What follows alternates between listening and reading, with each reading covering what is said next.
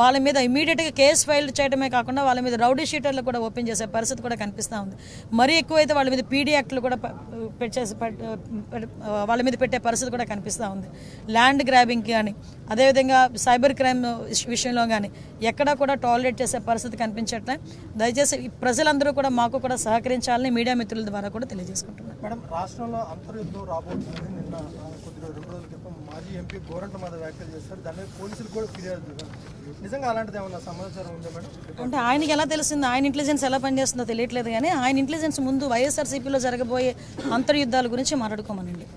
ఆ అంతర్యుద్ధాల గురించి మాట్లాడుకుంటే తర్వాత మా అంతర్యుద్ధాల గురించి తర్వాత అతను మాట్లాడవచ్చు. కానీ ఒకటి మాత్రం క్లియర్గా చెప్తున్నామండి, నాకు నోరుంది కదా నోటికి వచ్చినట్టు మాట్లాడేస్తాను అని అనుకోవడానికి ఇంతకుముందు గవర్నమెంట్ కాదు. ప్రజల్ని రెచ్చగొట్టే విధంగా మాట్లాడడం కానీ సమాజంలోని ఇబ్బందులు పడే విధంగా సమాజంలో ప్రజలు కూడా ఇబ్బంది పడే విధంగా కనుక మాట్లాడే పరిస్థితి ఉంటే కనుక వాళ్ళ మీద ఎట్టి పరిస్థితి చట్టపరమైన చర్యలు తీసుకోవడానికి ఎక్కడా కూడా బ్యాక్ స్టెప్ వేసే పరిస్థితి అయితే ఉండదు. ఒకటి మాత్రం చాలా క్లియర్గా గుర్తుంచుకోవాలి, ఇది మీ గవర్నమెంట్ కాదు. నోటికి వచ్చినట్టు బూతులు మాట్లాడతాము, నోటికి వచ్చినట్టు ఏది మాట్లాడినా చెల్లుబాటు అయిపోతుంది, మమ్మల్ని ఎవడు ఏమీ చేయలేడు అనుకునే గవర్నమెంట్ కాదు. ఇది ఎన్డీఏ గవర్నమెంట్. ఎన్డీఏ గవర్నమెంట్లో తప్పు చేసిన వాడు ఎవడైనా కూడా శిక్ష ఒకలాగే ఉంటుంది. నువ్వు నోటికి వచ్చినట్టు రెచ్చగొట్టే విధంగా మాట్లాడతాము, దానికి మాకు సంబంధం లేదు, మీరు మమ్మల్ని ఏమీ చేయలేరంటే కనుక ఊరికనే ప్రసక్తి అయితే ఉండదు. లీగల్గా అడ్వైస్ తీసుకుంటాము, డెఫినెట్గా చట్టపరమైన చర్యలు అయితే తీసుకుంటాం.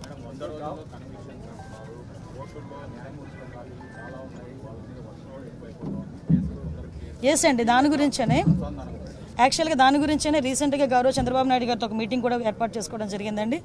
పీపీలు ఏపీపీలు మొత్తం అన్నీ కూడా మేము అన్ని ఫిల్ చేసుకోవడం ఒక ఎత్తు అయితే, ఈ ప్రాసిక్యూషన్కి సంబంధించి ఎవిడెన్స్ సబ్మిట్ చేయడంలో ఫోరెన్సిక్ డిపార్ట్మెంట్ కూడా లేట్ చేయకుండా వితిన్ 5 daysలోనే ఫోరెన్సిక్ రిపోర్ట్ ఇవ్వడానికి కానీ డాక్టర్స్ దగ్గర నుంచి వూండ్ సర్టిఫికేట్స్ రావడం కానీ ఇవన్నీ కూడా మేము టార్గెట్ పెట్టుకున్నామండి. ఈరోజు 100 రోజుల్లో కన్విక్షన్ పడాలి అని మేము టార్గెట్ పెట్టుకున్నాం. ఆ టార్గెట్ ఫుల్ఫిల్ అవ్వడానికి మా ఇన్ఫ్రాస్ట్రక్చర్ మేము డెవలప్ చేసుకుంటున్నాం. At the same time legal టీమ్ని కూడా మేము కొంచెం స్ట్రెంగ్తెన్ చేసుకునే పరిస్థితుల్లో మేము ఈరోజు ఉన్నాం. మేడం, పోసాన్ ఎపిసోడ్ ఏంటి మేడం? ఇప్పటికే చాలా చోట్ల కూడా కేసులు నమోదైనాయి కదా.